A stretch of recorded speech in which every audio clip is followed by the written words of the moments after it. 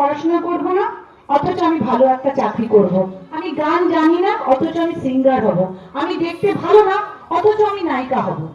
এই যে লোভ, এই লোভটা কিন্তু আমাদেরকে কি করছে, সঙ্গে সঙ্গে কোনো একটা ক্রাইম করতে আমাদের মনের মধ্যে সাহায্য করছে। আমি পড়াশোনা জানি না, আমি চাকরি পেতে পারি? আমাকে পড়াশোনা কমপ্লিট করতে হবে, তবে তো আমি চাকরি পাবো।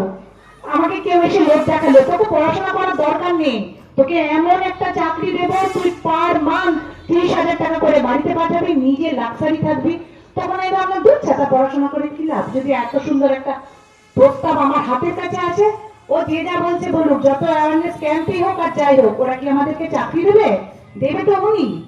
আমি কি করলাম, লোভে পড়ে গেলাম, পা দিয়ে দিলাম তার ফাঁদে।